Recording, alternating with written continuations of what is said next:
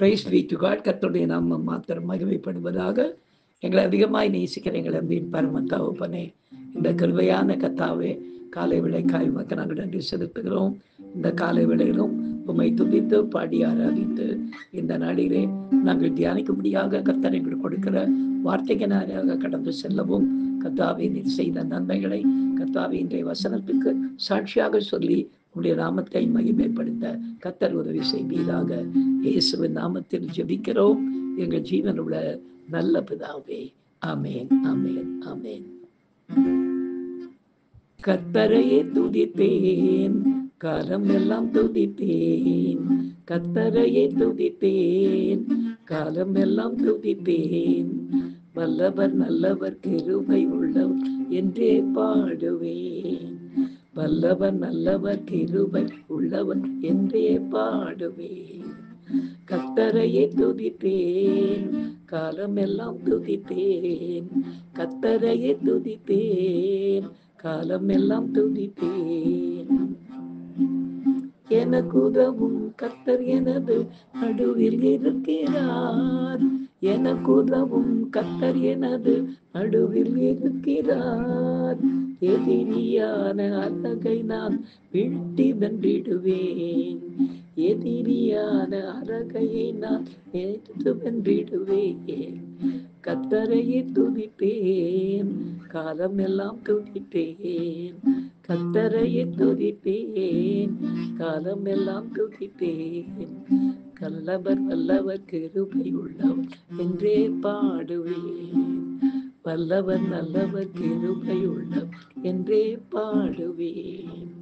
கர்த்தரையே துதிப்பேன், காலம் எல்லாம் துதிப்பேன். எனக்கு அருமையானவர்களே, இந்த நாளிலே நாம் தியானிக்கும்படியாக கர்த்தர் நமக்கு கொடுக்கிற வார்த்தைக்கு நேராக நாம் கடந்து போவோம். எடுத்து வாசிக்கலாம். சங்கீத புத்தகம் 46 சங்கீதம் 1 வசனம்.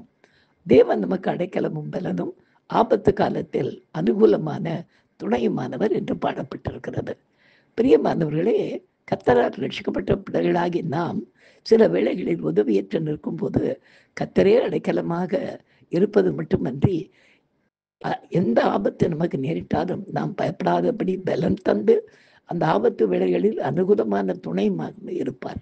அதாவது நமக்கு ஆபத்தை நேரிடும் போது அது நம்மை அணுகாதபடி காத்து, நம்மை வினோதமாக வேடிக்கை பார்த்து கொண்டிருக்கிற உலக ஜனங்கள் மிரண்டு போகும்படி துணை செய்து, நாம் நம்பியிருக்கிற தேவன் எப்படிப்பட்டவர் என்பதை அவர்களே புரிந்து கொண்டு ஆண்டவரை மகிமைப்படுத்தும்படியாக காரியத்தை செய்து முடிப்பார்.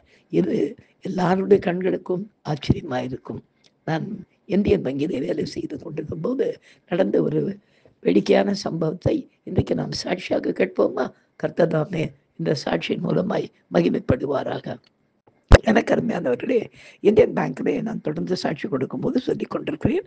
கொஞ்சம் என்னை வித்தியாசமாக ரட்சிக்கப்பட்ட பிற்பாடு எல்லாரும் பார்க்க ஆரம்பித்து ரொம்ப வெளியரங்கமான அநேக அற்புதங்கள் நடந்து கொண்டிருந்ததினாலே ஒரு மத கலவரம் ஏற்பட்டு எல்லாரும் போய் மேனேஜர்கிட்ட சொல்லி, இவரை தயவுசெய்து இன்னொரு வேறு ஏதாவது ஒரு பிரான்ச்சுக்கோ ஒரு வேறு பில்டிங்கோ டிரான்ஸ்ஃபர் பண்ணிவிடுங்க. இங்கே வரவங்க போகிறவங்ககிட்டனா 24 மணி நேரமும் இயேசுவை பற்றி பேசி கொண்டிருக்கிறார் அப்படின்னு சொல்லி ஒரு பிரச்சனையை கிளப்பிச்சாங்க. என்ன பண்ணுறதுன்னு தெரியல. மேனேஜர் என்னை கூப்பிட்டு சொன்னார். அவர் சுகமானவர், இயேசு கிறிஸ்துவனுடைய கிருபையால் சுகமான எல்எஸ்சி ராகவன் என்கிற மேனேஜர். அவர் அப்போ சொன்னார், லாபி, எனக்கு என்ன பண்ணுறதுன்னு தெரியல, உங்களுக்கு ஹெல்ப் பண்ணணும். I will do one thing. நான் ஒன்று சொல்கிறேன். இங்கே இந்த பக்கத்து தெருவில் லெகிசிட்டி ஸ்ட்ரீட்டில் ஒரு 3 மாடி பில்டிங் நம்ம 30,000 ரூபாய் வாடகை கொடுத்து எடுத்துருக்குறோம். அதில் வெறும் ஸ்டேஷனரி தான் இருக்குது. இன்னும் கூட நான் அந்த பில்டிங்க்கு அனுப்பிடுறேன், நீங்கள் அங்கே போய் உட்காந்துக்குங்க.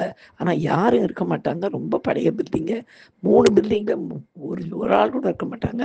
சாவி கொத்த உங்களுக்கு ஒன்று கொடுத்துடுறோம், நீ நேராக போய் அங்கே திறந்து அங்கே உட்காந்துக்கப்பா. நீ ஏதாவது இங்கேருந்து ஃபைல்ஸ் கில்ஸ் ஏதாவது வந்தால் அதை செக் பண்ணி பார்த்து கொடுத்தனுப்பா, அந்த ஒர்க் மட்டும் நீ பண்ணிக்க அப்படின்னு சொல்லிட்டு என் போய் கொண்டு அங்கே விட்டாங்க. கதவை திறந்தால் வெறும் பெருச்சாலியாக ஓடுது. ஏன்னா அது யாரும் வராத ஒரு இடமா இருந்தது. அதுக்கு வந்து ஒரு ஆள் கொண்டு போட்டு மேனேஜர் எல்லாத்தையும் க்ளீன் பண்ண வச்சு, எனக்கு தனியாக ஒரு டேபிள் போட்டு சேர் போட்டு எனக்கு ஒரு ஃபேனு போட்டு அந்த இடத்துல அந்த ஹாலில் ஃபேனையும் போட்டு எனக்குன்னு ஒரு தனி கூலர், வாட்டர் கூலரையும் அங்கே அந்த இடத்துல வச்சு ஒரு 4 டியூப் லைட் என் தலைக்கு மேலே வச்சு அங்கே என்ன உட்கார வச்சுட்டார். நான் போய் மேனேஜரை கேட்டேன், சார் நான் இங்கே உட்காந்துக்கிட்டு எனக்கு என்ன பண்ணட்டும் அப்படின்னு.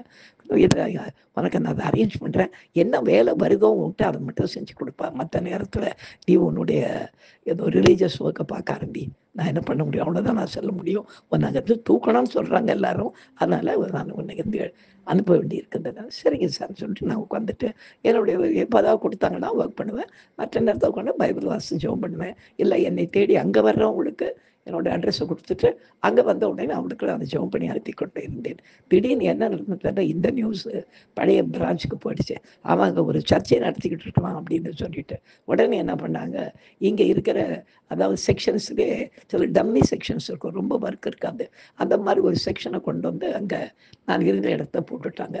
அதுக்கு போடப்பட்ட ஆட்கள்லாம் யாருன்னு பார்த்தீங்கன்னா எல்லாமே டியூன்ஸாக இருந்து வயதான நாட்களில் அவங்க இதுவாடுவாங்க, ப்ரமோட் ஆகிடுவாங்க கிளர்க்ஸாக.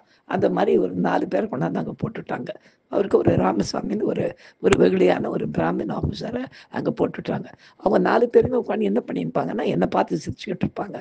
என்ன இப்படி தனியாக உட்காந்து என்னப்பா பண்ணுறான் அந்த கருப்பு புக்கை வச்சுன்னு அப்படி பேசிக்கிட்டே இருப்பாங்க.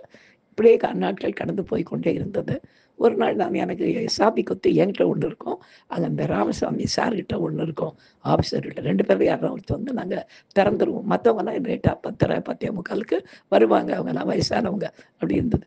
அன்னைக்கு ஒரு நாள் எனக்கு கொஞ்சம் லேட் ஆகிட்டதுன்னா நான் இந்தியன் இதுக்கு என்னுடைய மெயின் பிரான்ச்சுக்கு ஃபோன் பண்ணி, இன்றைக்கி நான் வந்து பேங்க்கு திறக்கிறதுக்கு லேட் ஆகும், அதனால் ராமசாமி சார் வந்தாருன்னா ஆஃபீஸரை அனுப்பி போய் திறந்துட சொல்லுங்கள், நான் பின்னாடி வந்துடுவேன், ஒரு 1 மணி நேரம் எனக்கு பெர்மிஷன் ஒன்று சொல்லிவிட்டு நான் பெர்மிஷனில் வந்து கொண்டிருக்கிறேன். வரும்போது பார்த்தா மாடி மேலே எல்லாரும் நின்று கொண்டிருக்காங்க, என்னுடைய ஸ்டாஃபுங்க எல்லாமே நின்று மேலே வான்னு கத்துறாங்க. என்ன எனக்கு புரியல, என்ன எனக்கு அது நான் இருக்கிறோட சாவிக்காக காத்துக்கிட்டு இருக்காங்கன்னா பக்கத்தில் ராமசாமி சார் வாயா பெரிய அற்புதம் ஓடியா ஓடியா அப்படின்னாரு. சரி நான் மேலே ஏறி போனால் கதவு திறந்துருக்குது.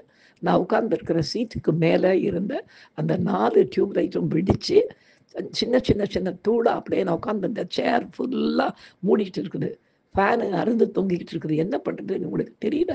இவங்க சொல்கிறாங்க, நாங்கள் வெளியேருந்து பூட்டை திறக்கும்போது உள்ள ஒரு டமால் சத்தம் கட்டுச்சுடா, அது திறந்து பார்த்தா இந்த மாதிரி எல்லாம் ஆயிடுச்சு, நீ ஒருத்தர் உட்கார்ந்து இருந்துட்டீங்கன்னா அப்படியே மொத்தமாக உன் மேலே எல்லாம் விழுந்து என்ன ஆயிருக்கியோ தெரியல. ஆனால் உண்மையாகவேப்பா, ஓ இயேசு பெரியவருப்பா, அவர் எந்த நாளையும் லேட்டாக வராதே, நீ இன்னைக்கு பார்த்து கரெக்டாக லேட்டாக வந்து அந்த நேரம் பார்த்து ஒரு ஆண்டவர் இந்த ஆபத்தில் சிக்கிக்கொள்ளாதபடி உன்னை காப்பாற்றினார். நிஜமாவே பெரிய ஆண்டவருப்பா அவனுடைய இயேசுன்னு அன்னைக்கு அங்கே இருந்த எல்லாரும் கர்த்தருடைய நாமத்தை உயர்த்தி பிடிக்க கர்த்தர் கிருபை செய்தார்.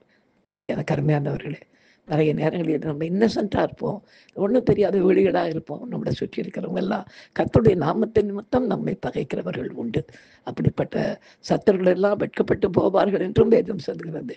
சில நேரங்களில் ஆச்சரியமாய் பார்க்கிறவர்களுக்கு ஆச்சரியமான விதத்திலே காரியங்களை செய்து அவர் யார் என்பதை அந்த ஆபத்து நேரங்களிலே நம்முடைய நாமத்தை கர்த்தர் உயர்த்தி கொள்வார். நாம் ஜெபிக்கலாம். எங்களை அதிகமாய் நேசிக்கிறேன் எங்கள் அன்பின் பரம தகப்பனே, இந்த கிருபையான வேலைக்காய் உமக்கு நாங்கள் நன்றி செலுத்துகிறோம், மேன்மைப்படுத்துகிறோம். ராஜா கர்த்ததாமே ஆபத்து காலத்தில் அனுகூலமான துணைமானவர் என்று சொல்லப்பட்ட வார்த்தையின்படி கர்த்ததாமே அந்த நாளில் ஒரு சாட்சியாய் என்னை நீர் நிறுத்தினதற்காக உமக்கு நாங்கள் நன்றி செலுத்துகிறோம். ஐயா கர்த்தர் பெரிய காரியங்கள் செய்யுங்க. இம்மட்டும் நடத்தி நின்றீர்கள், தொடர்ந்து அடிமையினுடைய ஆயுள் வரையிலே நீர் கூட இருந்து காத்து வழி நடத்த நீர் போதுமானவராக இருக்கிறதற்காக உமக்கு நன்றி செலுத்துகிறேன். இயேசுவின் நாமத்தில் ஜெபிக்கிறேன் எங்கள் ஜீவனுள்ள நல்ல பிதாவே. ஆமேன், ஆமேன், ஆமேன். God bless you. Thank you.